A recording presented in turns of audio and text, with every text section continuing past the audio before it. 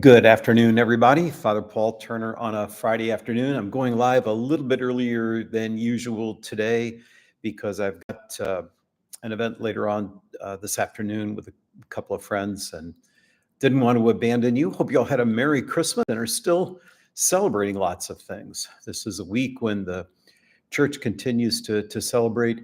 Deacon Jim mentioned in his homily at Daily Mass yesterday how for much of the U.S., the day after Christmas is taking down decorations, but for the Catholic Church, we're just beginning our celebration of Christmas. It's really a great time of year. I just enjoy it tremendously. So I hope you've done well. I want to thank everybody again who made our Christmas celebrations so beautiful at the cathedral. We had lots of people making an effort to pull it all together, and I thought it was just great. The attendance was spectacular. We had probably over 900 people at the midnight, or not the midnight, but the 2:30 Mass on Christmas Eve, and then another 350 to 400 at 5 o'clock. And I'd say under 900, maybe 700 plus at midnight. And then Christmas morning was a smaller crowd, but a lovely Mass, around kind of what you typically see at a Sunday Mass here, about 150 people.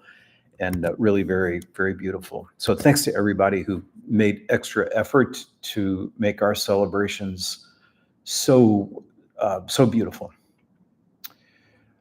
All right, what else should I be telling you? The Women's Spirituality Group is meeting tomorrow morning. At least that's what our calendar says.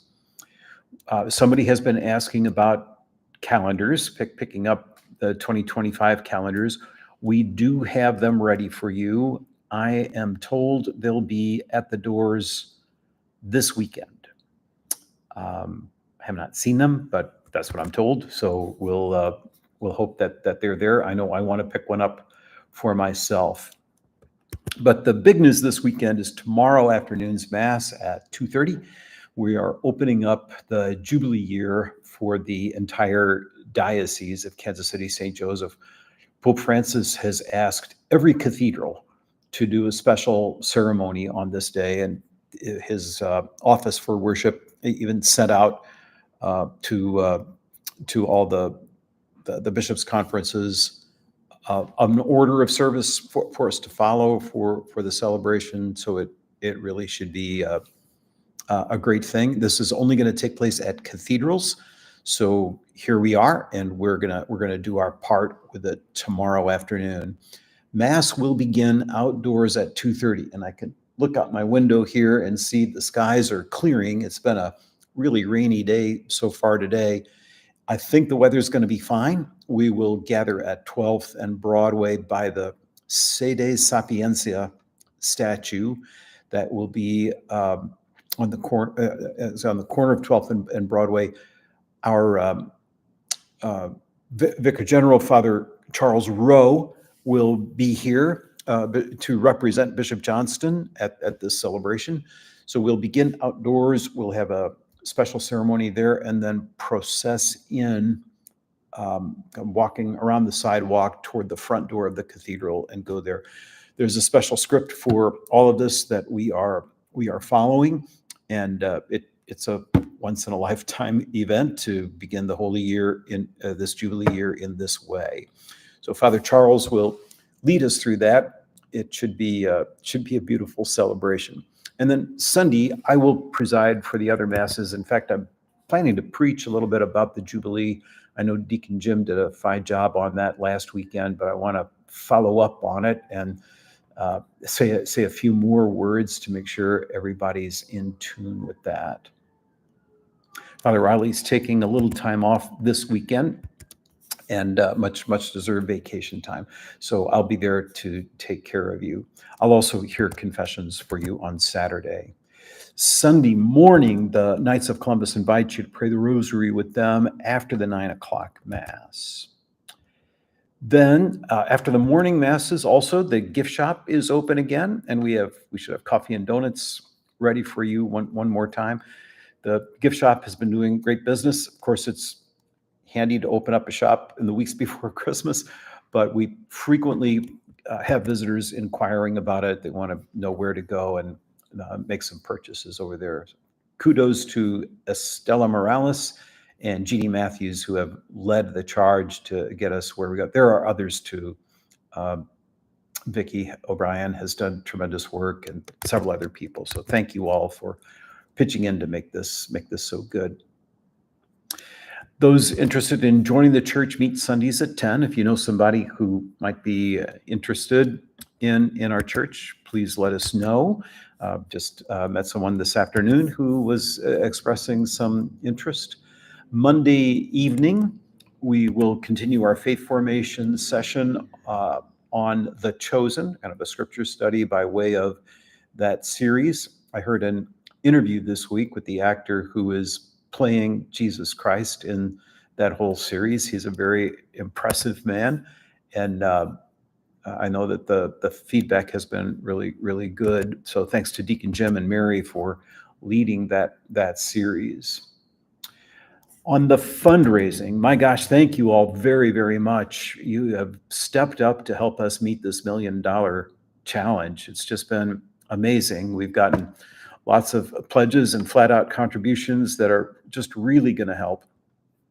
So we're very close to our fundraising goal. The issue right now is cash flow, because we've had to pay a lot of bills to get the building up, and to thank the workers who did such a tremendous job for us. So we owe them, and we've paid them the money that we owe them, but that means we've got a little bit of debt to service right now. So the cash we're getting is really good. And I haven't heard yet about the results of the Christmas collection, but gosh, there was just a great spirit that night. And I really want to thank everybody for the sacrifices that you've been making to help us on our way. Just to present to you one more time where we are with the $1 million match. We did meet it. We have surpassed it. And now we have another donor saying, let's try to get another $150,000 match. So anything you were planning to give toward the million, you still can. And it'll count toward the $1,150,000. So, or $1,150,000. So please fill out a form. You can do that online or in person, and we'll add that up to our total and get you the results. The last day for that will be Tuesday, right? December 31st, Tuesday. So Monday we begin the new year, and we hope with new good news. That day, Monday, January 1st, is a holy day of obligation, the Solemnity of Mary, Mother of God. I know many of you have a deep devotion to Mary, and she is the patron of our cathedral under the title of the Immaculate Conception.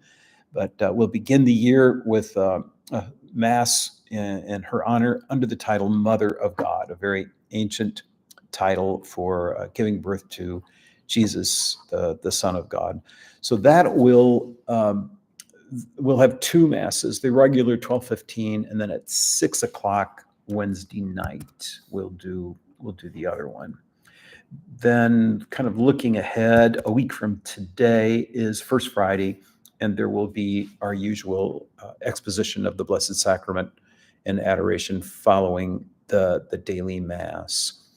I will be off to a conference starting on Thursday this coming week. I'm going to Valparaiso, Indiana, for a conference for a few days that will pull me away next weekend. So I may not be able to give you a live update on Friday. It just kind of depends on what kind of time I get free at what stage of the conference. This is the annual meeting of the North American Academy of Liturgy. I've been going to this for quite a number of years. It moves around place to place, but always the first week of January. So I'm generally gone a few days then.